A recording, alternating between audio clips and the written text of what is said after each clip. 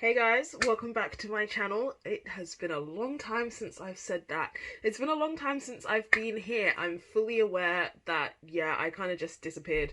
A lot of things have happened in my life. I'm not gonna delve into the ins and outs of it because it was just many different things happening at the same time, accumulating on top of each other, and for that reason, my channel and kind of just doing makeup in general had to take a little bit of a back burner.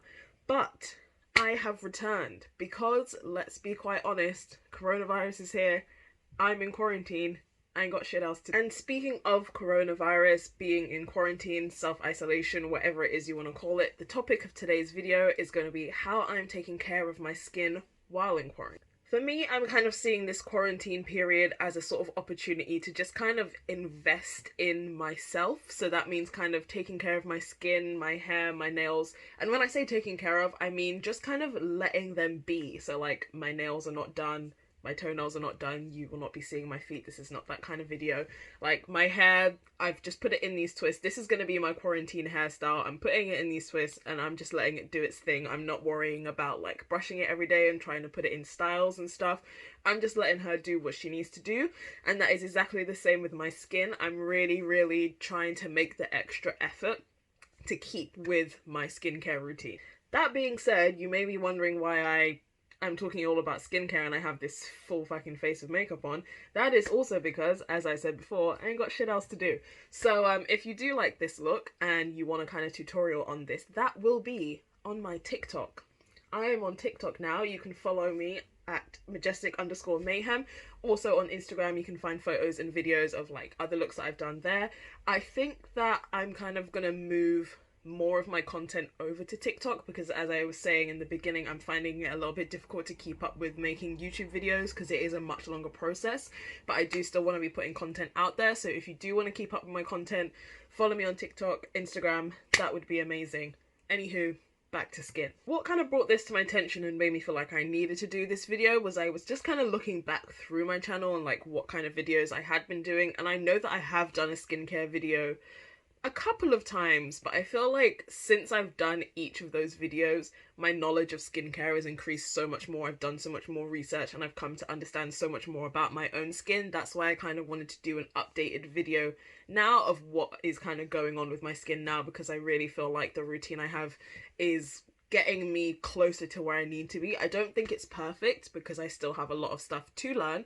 Skin is very complicated, okay? It's the biggest organ in the whole body. It's not an easy one to take care of, but it is one that we all tend to take for granted.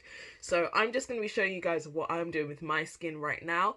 The biggest thing you need to know about skincare is that what works for one person is not necessarily going to work for you. So don't take this as me saying, this is what I'm doing with my skin, this is what you need to be doing with your skin, because that is not how it works. You can kind of use this as a guideline, and hopefully if you learn some things, take what I've said and do research on top of it, but my word is not gospel. You need to find what works for your skin.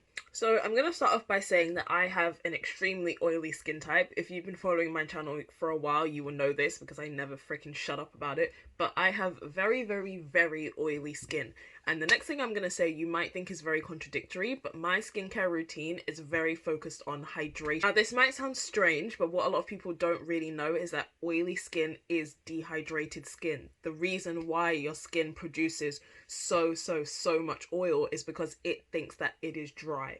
So instead of using products that are, saying that they're aimed at oily skin and they're going to stop that oil production, what you need to be doing is working on adding extra hydration to your skin, because the more drying products you use, the more oil your skin is going to produce. So you haven't really solved the problem. Whereas if you add extra hydration to your skin is going to think, oh, okay, so I don't need to be producing nearly as much oil. So right now my skincare routine is sort of split into a morning and evening. They do follow the same kind of structure, but the products that I use and the way that I use them are going to be slightly different. So I'm going to start with the evening one just because that one has the most steps and I think I can explain the most about why my process is that way, and then I'll go into the morning one because it follows the same basic premises.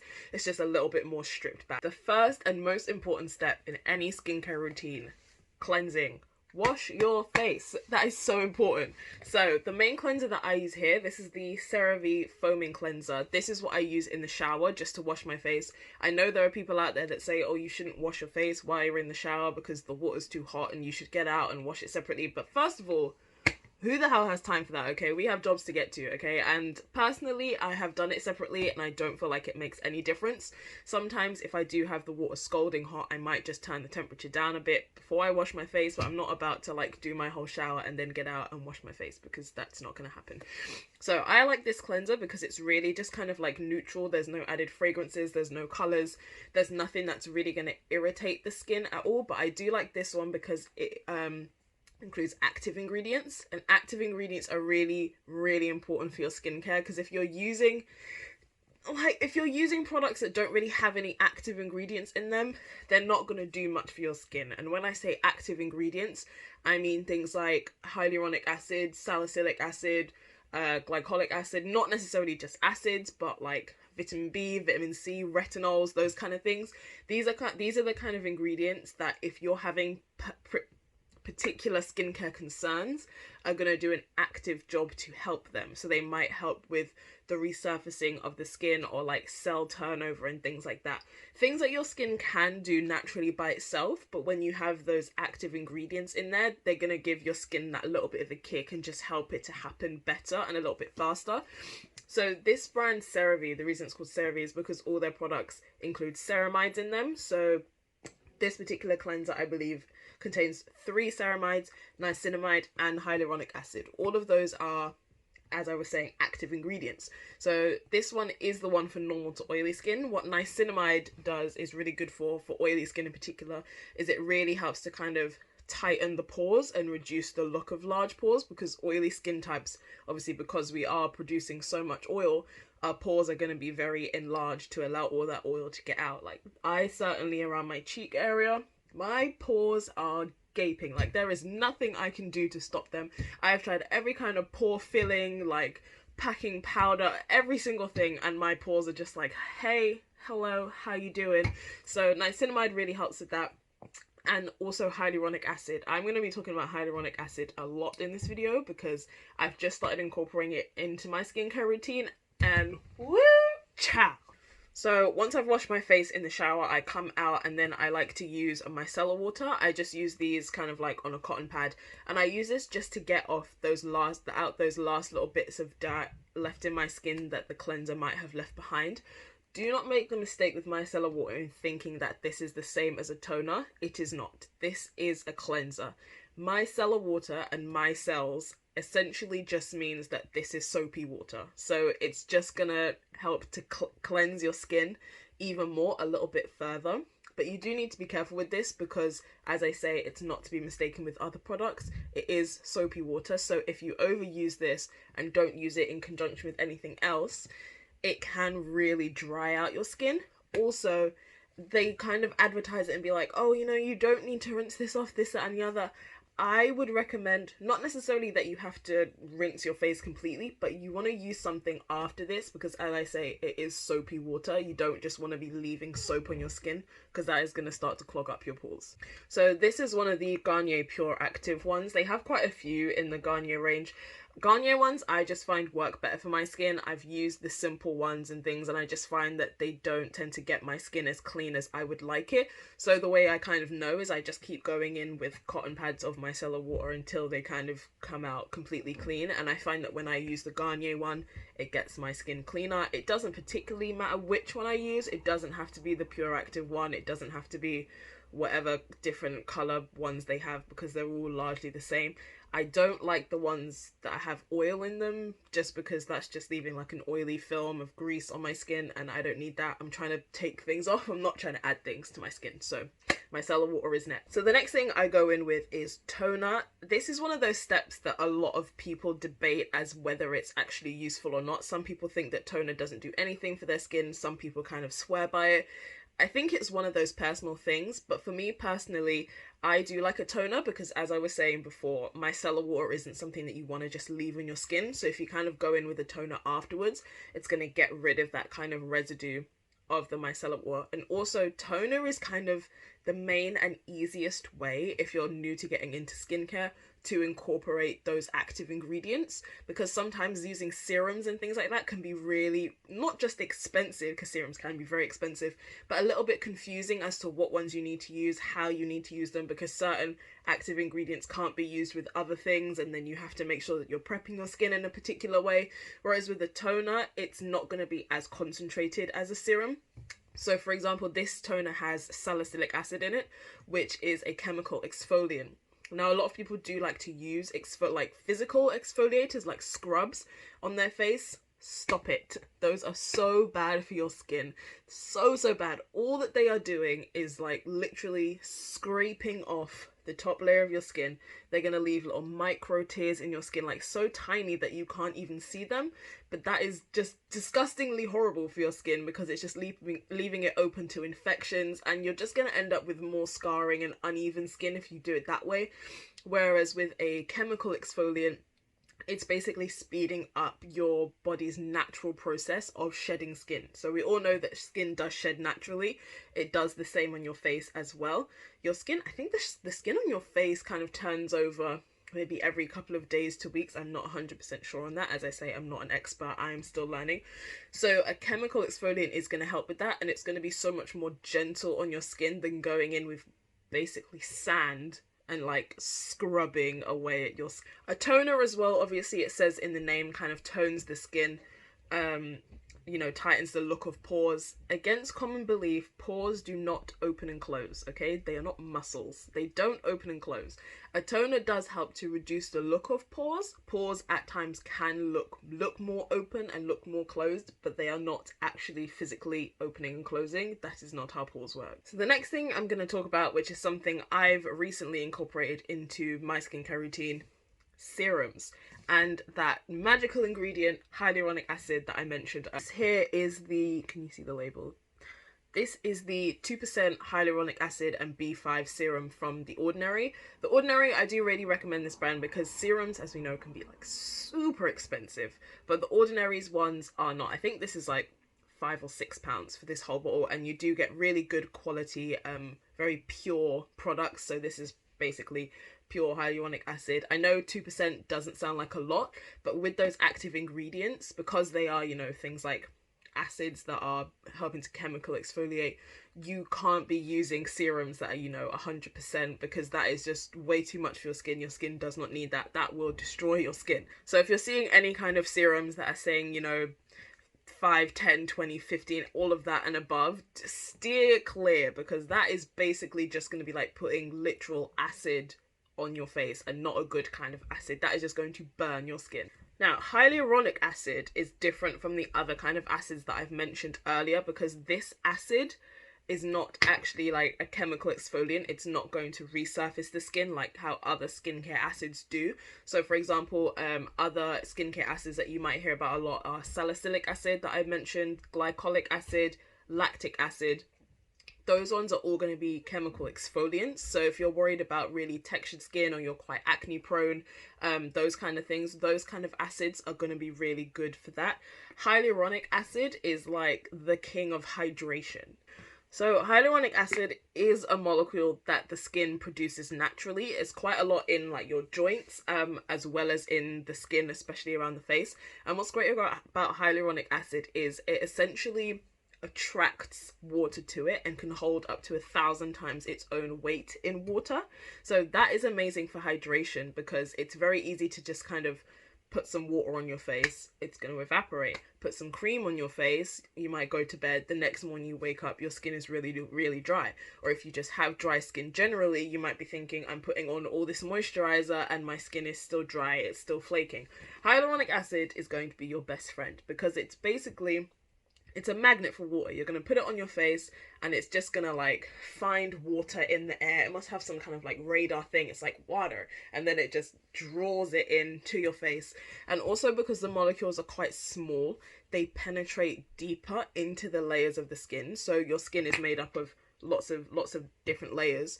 So the hyaluronic acid can penetrate deeper into the layers of the skin, therefore bringing the water in with it. So you're getting that water literally inside your skin, as opposed to it just kind of sitting on top and not really doing anything. Now, the thing you want to be careful with about hyaluronic acid is that it does not discriminate as to where it gets its water from. It will pull water from literally anywhere. So you do want to be careful about how you're using it, because when you first start to incorporate it into your routine, if you're not doing it properly, it can actually end up having the opposite effect and dehydrate you even further if it doesn't have anywhere sustainable to pull water from. So if you're in a particularly humid environment, then that is perfectly fine, that your air around you is going to have a lot of water in it to pull, for hyaluronic acid to pull water from. If you don't live in a particularly humid area, like I don't, for example, you don't want to apply hyaluronic acid onto a completely dry face, because what it's going to end up doing is pulling water essentially from inside of your body to it on your skin. So as I was saying, that is going to dehydrate you. So I find if you're going to use hyaluronic acid, you want to apply it to a damp face. So what I do is after I've cleansed and after I've toned, I find that once I've applied my toner, it evaporates and it does leave my skin, you know, completely dry. So what I will do is just like run my hands under the tap and then just kind of pat my face with a little bit of extra water to re-dampen it, and then I will put the hyaluronic acid on top, because that way I'm kind of providing it with a reserve of water to draw from, so it's not trying to draw it from other parts of my body. It's not going to dehydrate me in any way like that. Now, this might all sound amazing. You're like, oh my god, hyaluronic acid is just going to draw all this water to my skin and it's like a one step and done, fantastic. No. Once you've put your hyaluronic acid serum on, I always go in with a moisturizer on top of it. So this is the Simple Replenishing Rich Moisturizer. The reason I like this one is because it isn't anything fancy. This doesn't have any like active ingredients, anything like that in it. It's just a plain, simple moisturizer, no colors, no fragrances, anything. You don't want to be using too many products with too many active ingredients in them, because there is only so much that your skin can handle, and certain ingredients don't work well in conjunction with others. So if I'm using products, you know, my cleanser already has hyaluronic acid in it, it has niacinamide in it, my toner has salicylic acid in it, I'm then using a hyaluronic acid serum, I don't need to be really using anything more than that, because my skin can only take so much. So that's why I like to use this really just kind of neutral moisturizer on top of it. And the reason you want to put a moisturizer on top is because your hyaluronic acid is drawing the water to your face, but then just as it is drawing it to it, it can just as easily evaporate. So if you actually want it to kind of do anything, you want to seal it in with a moisturizer. Now the fancy word for doing that would be you're using a humectant, and that is exactly as I've explained it. It's locking in that moisture. So the way that moisturizing your skin works, you might be thinking, oh well, I've already been using a moisturizer, but my skin is still pretty dry. And that's because moisturizing and hydrating are two different things. A moisturizer, all it does is it's going to lock in moisture that's already there. It's not going to add hydration. So if your skin is already dry and you're putting on a moisturizer, all you're locking in is dryness. So that's why you kind of want to use your hyaluronic acid to add hydration, and then you use your moisturizer to lock it in and seal it so that that hydration cannot go anywhere. And then the very last step in my nighttime skincare routine is to add an oil. Now this is the bee oil, again from The Ordinary. This isn't just like a one kind of oil like rosehip or avocado or anything like that. This is a mixture of a number of different oils in here. I can't remember off the top of my head exactly what ones. If you are someone that kind of just wants something a little bit simpler, oils that are really good for your skin are rosehip, avocado, jojoba, those kind of very like lightweight oils that are very similar to your skin's natural sebum. Please stop putting coconut oil on your face. It is doing nothing for you except clogging your pores. Again, this might be one of those things where you're probably thinking, she already has really oily skin, why is she adding extra oil to her skin? So the reason that oily skin types, you want to be adding oil to your face is because of that thing that I was mentioning again earlier. If you're already adding oil to it, your skin is going to detect it and think, oh okay, there is already oil here, so I don't need to be producing as much, which is again why you want to be using those kinds of oils that are already very similar to your skin's natural sebum, your jojoba oil, your rosehip, your avocado. Coconut oil and things like that is just too thick, it's just too heavy. It's all it's going to do is sit on top. So if you want to use it, as, you know, like a humectant or a moisturizer, you can kind of do it that way, but don't think that coconut oil is just going to be a one-stop shop. You just slap it on your face and all your skincare concerns will disappear, because, honey, that's not going to work for you. Another reason why oils are also really good is because they too as well are humectants. So again, if you're layering up those layers of moisturization, that is giving less and less opportunity for that hydration that you've added to disappear. It's just another barrier to kind of keep all that water, all that hydration in. Also, oils contain a lot of, you know, vitamins and essential fatty acids that are really good for the skin as well. So it can be difficult, because you might be thinking, oh, I'm just gonna look like a greasy mess, and you will, but that's why I add oils in my nighttime skincare routine, because honestly, I'll be going to bed looking like a fucking grease ball. Like, you can fry bacon on my forehead, but I don't care, because who's seeing me? No one. The most important thing is that my skin is being treated correctly. The important thing is not how I'm looking, because I'm going to sleep.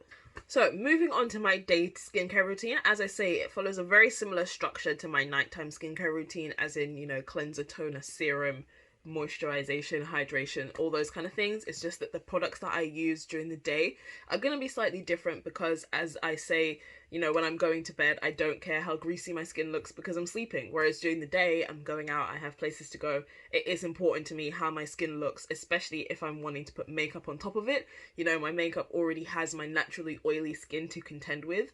Oils do naturally break down makeup, therefore I don't want to be adding extra oils and super greasy products to my face. Otherwise, I'm going to put a fresh face of makeup on and it's going to be broken apart and looking disgusting before I even leave the house. So for my daytime skincare routine, the products that I use to cleanse and tone, etc. are the same. I still use the same Cerave cleanser in the shower, the same micellar water, and the same toner. After that is where it starts to change a little. So the serum that I like to use is this one, again from, as you guessed it, The Ordinary. This is the Ordinary Marine Hyaluronics Serum. It works in a very similar way to that of the Hyaluronic Acid Serum, hence the name Hyaluronics being in both of them, in that it contains ingredients that draw water to it, attract water to it to like really boost hydration in the skin. But the Marine Hyaluronic Serum doesn't actually contain any hyaluronic acid. It more so contains more plant-based kind of ingredients like algae and things like that, but that behave in a similar way to hyaluronic acid. And the reason I prefer this one for during the daytime is just because it's way more lightweight and it absorbs directly into the skin without leaving any kind of residue. So if you can kind of see the difference between the two. So this is the Marine Hyaluronics, and you can see it literally just looks like water. It's very fluid, whereas the hyaluronic acid, as you can see here, is a lot more viscous. It's more gel-like. It's a lot thicker. So when I use the Marine Hyaluronics, it literally just feels like putting water onto my face. It just absorbs right in. There's no residue, which is good for me, obviously, because when I'm going to put on makeup, I don't want anything underneath my makeup that's going to disturb it or disrupt it, make it break apart. And then for my moisturizer, I use this. This is the Garnier Skin Active Moisture Balm. This is the daytime one. This also includes SPF. A lot of Garnier products in my skincare routine, I'm starting to notice. I'm not sponsored. I really wish I was. I just find that their products really work for my skin. I think the more you experiment with your skin and what products you're using, you will find that certain brands of products do just work really well for your skin type. That isn't necessarily to say that you need to go out and find one brand and just buy all of their products, because not every single product from one brand or from one line is necessarily going to work for your skin. You might just find that there are certain ways that they formulate certain ingredients that they use, that some products work better for you than others. So I do really like the Moisture Bomb moisturizers from Garnier. I've used a couple of the other ones. I think I've used the nighttime one. It's like a more of a gel texture. I do really like that one for nighttime. But I like this one because, as I say, it is really just like lightweight. It absorbs right into the skin. And it also does have a little bit of SPF in it, which is always important. I like a bit of sun protection. Even if you're black, even if you have melanin, sunscreen still important, because yes, you may not burn and you may not see the immediate effects of sun damage, and you might think, oh well, the ancestors never used sunscreen. Okay, well, they also had an intact ozone layer. Okay, so think about that. And then the very last step in my morning skincare routine is to go in with this, which looks like makeup, and you'd think it was makeup because it's from Benefit, which is a makeup brand, but it's not. This is the Benefit Porefessional Matte Rescue. This is something that a lot of people mistake for being a primer, because Benefit does have a Porefessional primer, but the Matte Rescue, this is actually a more of a gel texture. I'm not going to open it and show you, but I do use this in a lot of my videos, so if you want to go back and have a look, you can kind of see the way I use this. This is more of a gel texture, and this is kind of supposed to be like a end of skincare pre-makeup kind of step, so it's kind of a buffer between the two. And basically what it does is just acts as an extra kind of mattifying layer, but because it is a gel, it's still adding a little bit of that hydration to the skin. So obviously I've used my serum and my moisturizer to add that moisture and hydration, but I'm still very worried about my makeup just looking super greasy and super oily. And this really helps to combat that if I use this on top of my moisturizer. So I'm not trying to scrimp on hydration in my skincare steps, because as I say, if you take away hydration from oily skin, it's just going to produce more oil. So what you want to do is focus on putting that hydration there, and then on top of it, you can then work on mattifying down the oils that do end up coming through. And speaking of the way that my skin behaves with makeup, I do have some slight variations in the way that I do my routine when I'm wearing makeup and when I'm not wearing makeup. So when I'm not wearing makeup, it's very easy for me to just, you know, cleanse with my regular cleanser and do toner and everything at night. But I can't, it's not just that simple when I'm wearing makeup, because a regular cleanser like Cerave is not actually going to remove everything and properly clean your skin when you have makeup that's been sitting on there all day and sinking into your... And that is kind of where a common misconception comes from, that wearing makeup gives you spots or wearing makeup gives you acne. That is not the case. The thing that is going to give you breakouts and spots and clogged pores is if you aren't removing the makeup from your face properly. So there are a number of different ways that you can remove makeup from your face. A lot of people like to use wipes. I hate using wipes. Wipes are not only terrible for the environment, but they're really not good for your skin either. They are so full of chemicals and fragrances, they just dry out the skin so much.